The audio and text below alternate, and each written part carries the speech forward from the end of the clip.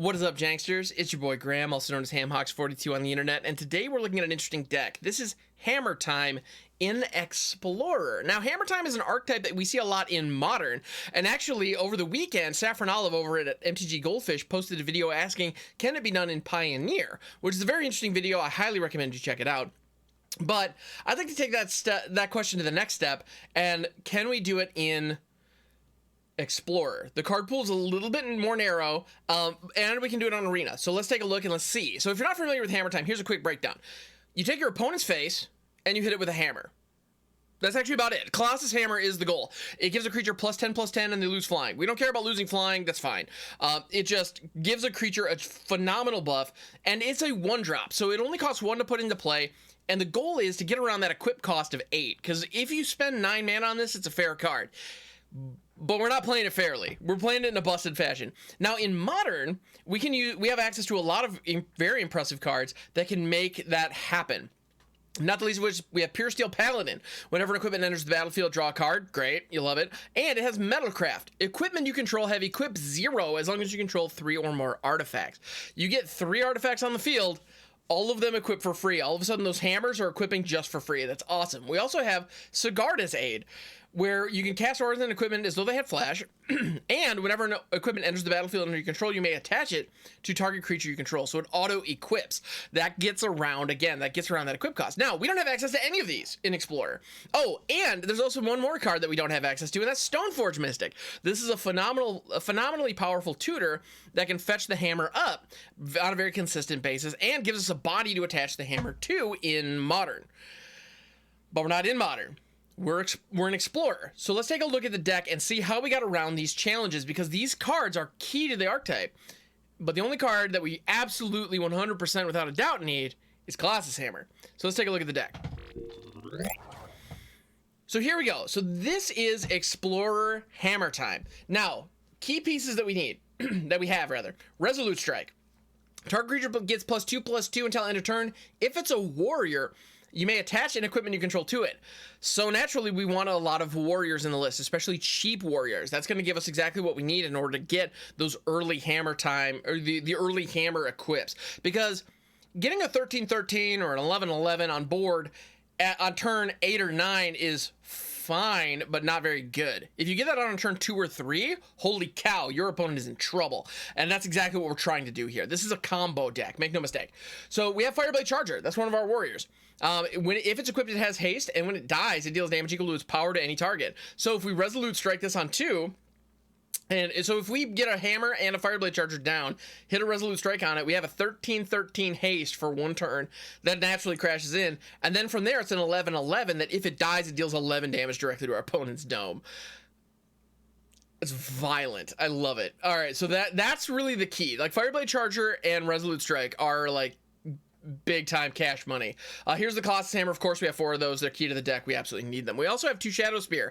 This is a card that is also present in the Modern list. It gives the wielder trample and lifelink. The lifelink means that your opponent is going to have a very, very hard time reducing your life total, because it's going to be climbing a lot. And the trample helps get around chump blockers, which is a problem for the deck. So that's huge. We also have Kargan Intimidator. This is another warrior.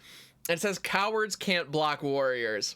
I love that. I love that. And we can turn a creature into a coward. We can also give target warrior trample until end of turn. So those are the 2 key pieces with Kargan Intimidator. And because Kargan Intimidator himself is a warrior, we can also equip the hammer to him. So you'll love to see it. Good stuff. We also have Twin Blade Geist. This is a warrior with double strike. If you hit an opponent for 11 damage, then it's good. If you hit your opponent for 22 damage, the game's over, and that's exactly what we're trying to do here. So Twin Blade Geist is great. On that same front, we have Kor Blademaster. This is another warrior with double strike that also gives all equipped warriors double strike. Very powerful stuff. We also have Ingenious Smith. This is our wannabe Stoneforge Mystic. This card allows us to dig deeper into our library. Unfortunately, we only look at the top 4 cards, but if we see an artifact of any kind, we can put it into our hand, which is nice. So that helps us dig for our hammer, and it grows with the hammer, so it puts a relevant body on. It grows every time we cast an artifact, so it puts a relevant body on board, which is fine. Unfortunately, the Smith is not a warrior, so we can't use the Resolute Strike action on Ingenious Smith. A little problematic, but not the end of the world. We also have the Maul of the Skyclaves. This is Hammer Jr. This is also a hammer, so I'm keeping it on theme. We have another hammer. This one, however, instead of stripping cards of flying or stripping creatures of flying, this grants flying. Also, you'll notice the way the hammer is worded, equipped creature gets +10/+10 and loses flying. Meaning, if the creature has flying when the hammer is equipped, they lose flying. That said, if the hammer is already equipped and you give them flying with them all the Skyclaves, all of a sudden you've got a flying hammer wielder. That's awesome. So that gets around chump blockers a lot. And so that's another way to do that. Also, if we don't have access to the hammer, if we're not quite getting there, Maul the Skyclaves is a way that we can provide pressure to our opponent's face, which is nice. It also gives First Strike, which is a shockingly underrated mechanic in my opinion. So Maul the Skyclaves, backup plan, backup hammer, and it's also ways to get the hammer wielder through. So that's nice. Then we have Halvar, God of Battle, which doubles as the Sword of the Realms. Sword of the Realms with the Fireblade Charger is delicious because Sword of the Realms has +2/+0 in Vigilance, so the creature gets bigger, which is nice, and Vigilant, so that's nice. And whenever a equipped creature dies, you return it to its owner's hand. So because Fireblade Charger has haste whenever it's equipped, if you put the Sword in the Realms on the Fireblade Charger, you can attack with it. It's got Vigilance. You can attack, then block, and then it deals damage when it dies, and it goes back to your hand, so you can just rinse, repeat, do it all over again. Produces kind of a fun loop, and to be honest, I kind of want to build another deck that's really focused around that, because this is kind of a nice little neat to have interaction, but it's not really the point. The point of this deck is Colossus Hammer to the face on turn 3. That's really what we're trying to do, preferably with double strike. But if we don't execute the Colossus Hammer to the face on turn 3, we do have Bruenor Battlehammer. Again, keeping with the hammer theme. It's all about the hammers, baby. Bruenor Battlehammer has each equipped creature you control gets +2/+0 for each equipment attached to it. Not that we needed more power, but let's go for it. More power. That's actually very relevant if we have the Maul of the Skyclaves going, as well as the Sword of the Realms, but we haven't found the Colossus Hammer yet. So that extra power can actually be meaningful. But it's just, it's gravy. It's like icing if we have the Colossus Hammer going. But more importantly, the main reason that Bruenor is in this list is because of his second ability. You may pay 0 rather than pay the equip cost of the first equip ability you activate each turn. That is a way to cheat the hammer onto whatever the heck we want. So, if it gets to turn 4, we can jam Bruenor, equip the Colossus Hammer to somebody that we have laying around, and start swinging with a hammer wielder on turn 4. Not perfect, but doable. We have a little bit of a setup to get the hammer going early on in that situation, but it's not bad. Halvar notably also gives all enchanted or equipped creatures double strike. So that's nice, and we even have the opportunity to move the hammer around if we want to, once it's already equipped to something. So, hey, yeah, Halvar's pretty cool in that regard. As far as the mana base goes, we have 2 Cave of the Frost Dragon, 2 Den of the Bugbear, and other than that, it is a lot of untapped or cards that can come in untapped early in Inspiring Vantage and Needleverge/Pillarverge Pathway. And then Sacred Foundry, which don't be afraid to shock in your Sacred Foundries. That's very, very important. As far as the sideboard goes, I'll be honest, I have a sideboard for this deck. I don't love it at the moment with one exception. There's one card that I think is absolutely fantastic, and that's Sigrid, God Favored. If you're going up against an aggro deck, this is a 2/2 flash threat for 3 that can eat an opponent's attackers. So like against like a mono green aggro, Sigrid can be very, very good. And she's a warrior. So you can Resolute Strike the hammer onto Sigrid. So like if your opponent attacks you with a bunch of stuff, you can jam Sigrid, get one of their creatures offline. Next turn, play a hammer, Resolute Strike Sigrid, boom, all of a sudden you're swinging for 15 damage or 14 damage. With First Strike on a, out of nowhere, basically. So that's a cool line if you're going up against aggro and you can take advantage of that. Otherwise, I mean, I don't know that she fits into the main, hence the sideboard. We also have Rabbit Battery if we're going up against a more controlling deck and we need haste. Rabbit Battery is a good way to do that. Also, another card that I have in the sideboard that I like, maybe it's a little silly, is Disenchant. I think this is a classic card. Well, I know it's a classic card. It was an alpha, for goodness sake. But for 2 mana at instant speed, destroy artifact or enchantment. There are a lot of artifacts and enchantments running around right now. I think Disenchant is actually very well positioned in the meta, and I think it could be a very, very strong sideboard card. So that's why I have that in there. We also have a Braid, blow up pesky artifacts or pesky critters. Just good stuff. So that's the sideboard. For the purpose of this video, we will be playing best of 1 games. Normally for my videos, I play 3 games. For this deck, that might be pretty quick, and that's okay. You can also catch me on Twitch, by the way. Twitch.tv/hamhawks42. I stream over there Monday through Friday in the mornings. I'd love to see you out there. Also, if you enjoyed this video and want to see more like it, please hit that subscribe button below. It makes a huge difference, especially because the channel is still growing. So I'm aiming at that 1,000 subscriber mark. That would be phenomenal if we could hit that in the not too distant future. I would appreciate it very, very much if you wouldn't mind pressing that button. Also, the bell icon will let you know every time I post a new video, and we're gonna be doing lots of weird janky decks, so that's kind of my thing. I'd love to, if you're interested in those at all, please hit that bell notification. All right, with that, let's get into some gameplay, see if we can drop the hammer on some opponents, and yeah, see how we do.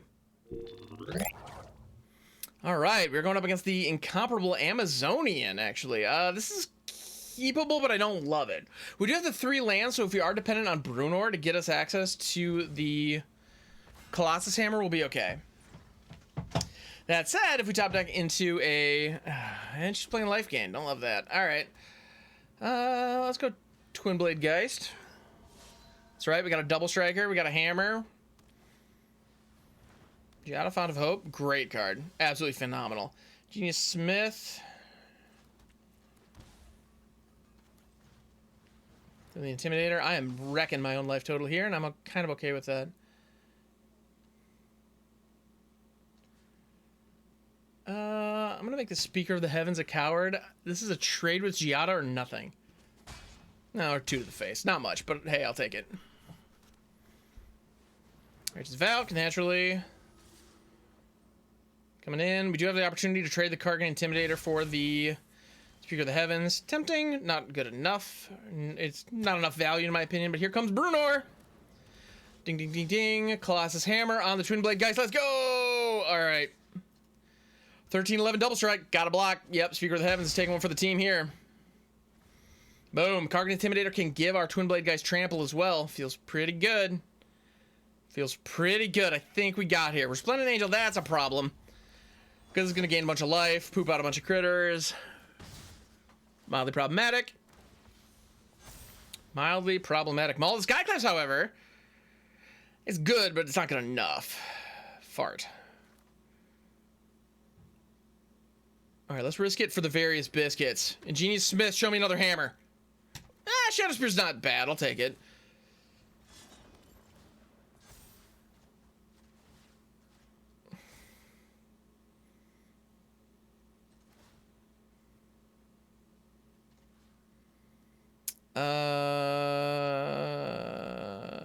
Let's make the 9/9 a coward. I want to mitigate as much as we can here. This is 32 trampling lifelinking damage. So blocking Giada, they do survive here, and they got us on the crackback. Dang it! Oh, we were so close. I should have attacked with the whole team. Oh, well. Well, actually, wait a minute. Never mind. Never mind. I'm sorry. We're gaining life here. Don't mind me. We're gaining lots of life. I'm going to take a deep breath. Calm down. Woosah. We got this. It's not over yet. We're 43. She's got 15 damage in the air. Oh, and that's a classic concede. Amazonian, great game. Thank you so much. That was a blast. Classic concede with the Bolt land. There we go. Got it. Hammer time. Let's go. Let's get to the next game. All right. So we have the Kor Blademaster potentially into the Sword of the Realms, which is not bad. All of our stuff has double strike already, so I'm not too keen on putting Halvar out. Ooh. Ooh woo. Colossus Hammer. I take that. I'll take that all day. Let's go. And we're going up against what appears to be mono green aggro, piloted by somebody named Alex. Good get on the name. We're going to shock in this Foundry. Twin Blade Geist. I choose you. Which is pretty darn nice. I like this. We got a good setup going. They do choose to attack. They do choose to attack. I'm going to just take it. All right, Ingenious Smith, fine. It's fine. Let's go ahead and throw it out. Hopefully draw into something. We'll see. Shadowspear, hammer. Another hammer would be nice. Because, I mean, can you ever have enough hammers, really? I don't think so. I've never been in a moment where like, I mean, do we need another Colossus Hammer? I don't know. Like, nah, it's Hammer. You love it. Here comes Shadowspear. That's going to gain us a bunch of life later on throughout the game, which is nice. I like that. I like that a lot, as a matter of fact. And they're going to fight our Twin Blade Geist. Now, notably, the double strike does not impact the fight, which is unfortunate, because otherwise that would have been a nice little trade. But alas, it's just power versus toughness. That's it. So, fair enough.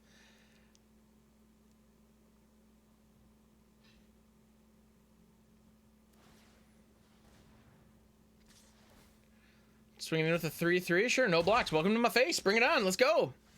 All right.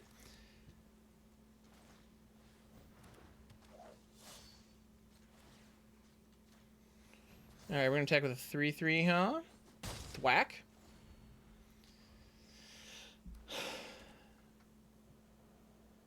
We can even disturb the Twin Blade guys to bring back the Twin Blade Invocation to give our Ingenious Smith double strike. It's an option. They're swinging in with a 4. Sure, sure. I'll take that. I'll take it directly on the chin. Come on. Swing on in, opponent. It's all good. Do that crazy voodoo that you do so well. Oh, Inscription of Abundance. Killing our Ingenious Smith. It does gain us some life. And at the end of the day, the Kor Blademaster is really the one that we want to survive. So, ooh, they have a Shadowspear of their own. Touche, opponent. Another hammer. I was just talking about how I like my hammers. So, I can't be mad that another hammer has materialized. I mean, I could be, but it wouldn't be reasonable. Let's go Maul the Skyclaves, attached to the Kor Blademaster, followed shortly thereafter by an equip of the Shadowspear. 4/4 trampling, lifelinking, flying double striker. You can do a lot worse than that. And again, we're not mobilizing our hammer properly, but Mini Hammer in the Maul the Skyclaves is doing some lovely work for us. Kadama of the West Tree does have reach, so that's notable. Chip in for 5 damage here. We still have 8 damage represented. They can block 3 of it. So we're still dealing 5 to the face, assuming we don't draw into a Resolute Strike. That's game, y'all. You have a chance to block it. They choose to block it. Don't matter, homie.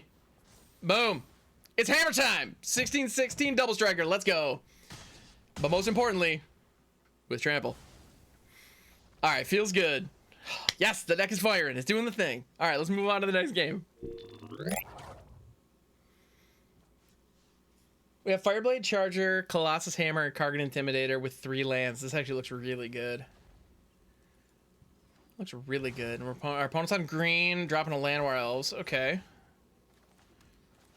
We can go Den on a 1 for the Fireblade Charger. We can throw the Cave of the Frost Dragon on 2, drop the Kargan Intimidator. Inspiring Vantage on 3 comes into play on tap. Shakedown Heavy. That has an opportunity to be problematic for us.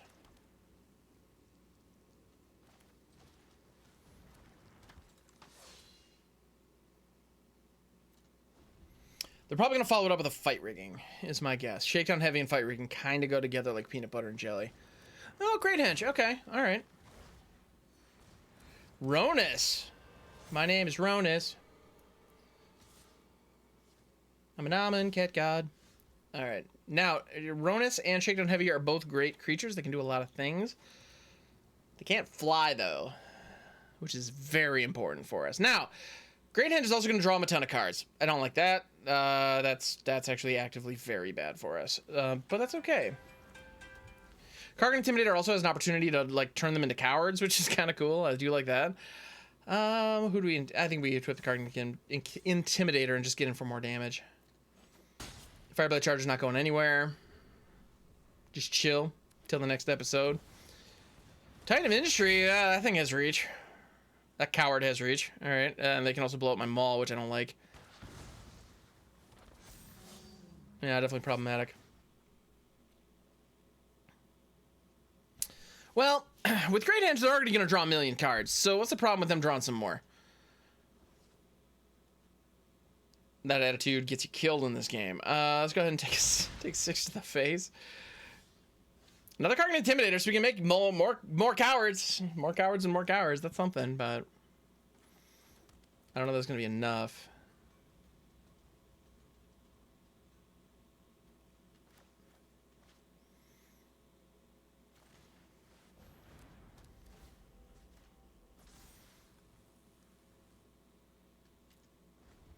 Yeah, our opponent's board state is looking a little too big for us right now.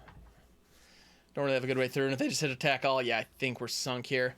So we give them the card from Shakedown Heavy. Titan has Trample. Problem. Fireblade Charger blocks the 4/4. Kargan Intimidator blocks the Ronus. We take 8 to the face. And our entire board dies. Oh, and never mind, they have an overrun. Whoops, I think we're just dead then.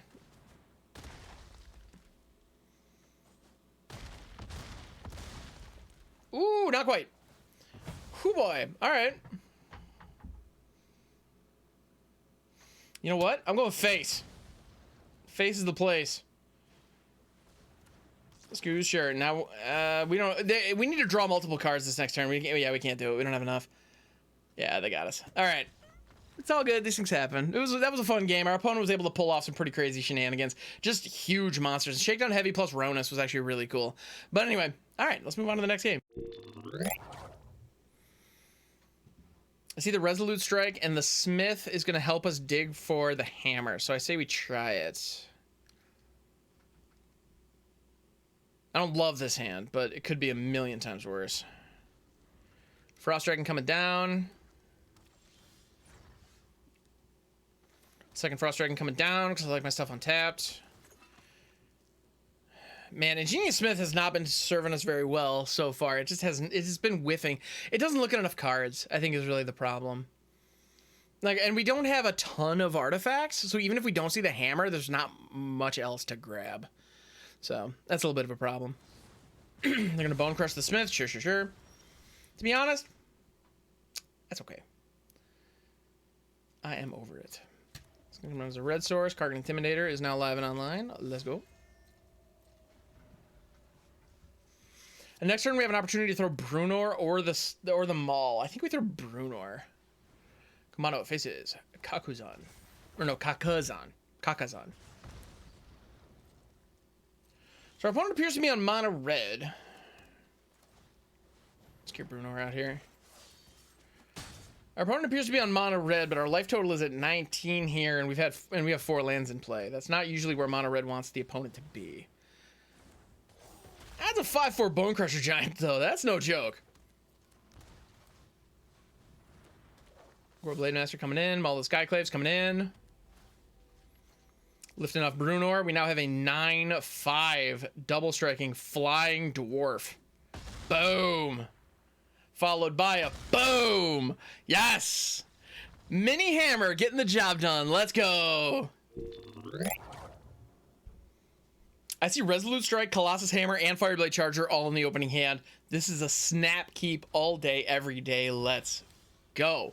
We're going to play the Den of the Bugbear. Now, they did shock in a Sacred Foundry, so I'm going to play the Hammer first instead of putting the Fireblade Charger in harm's way. And I'm hoping that they tap out for something on 2. They probably won't, though. Luminarch Aspirant. Yes, that'll work. That'll absolutely work. Okay, cool. So now we're not going to get a kill this turn. But check this out. We go Fireblade Charger. This is turn 2. Resolute Strike. Targeting the Fireblade Charger. Equipping the Colossus Hammer. We now have a 13/13 that when it dies deals 13 damage. Our opponent chooses to take 13 to the face. Luminarch Aspirant is here. They are at 5. And we have the Maul next turn and the land to cast it so we can lift our Fireblade Charger off. That is exactly what we needed.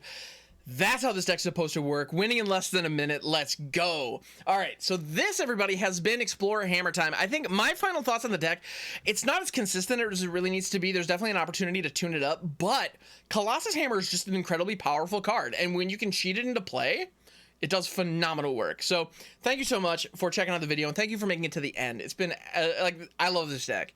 Like, actually, I gotta be like, I have this stupid grin on my face because I just cannot get enough of this deck. So thank you for checking it out. I appreciate it very, very much. Like I said before, if you wouldn't mind hitting that sub and the like buttons below, I'd appreciate that very, very much. It helps the channel. And you can also find me on Twitch, twitch.tv/Hammox42. If you wouldn't mind giving me a follow over there and check me out when I'm live, I'd appreciate it very, very much. We have a lot of fun finding weird decks, not unlike this one, and tuning them up and coming up with weird shenanigans online. So thank you so much. Appreciate you. Until next time, have a good one.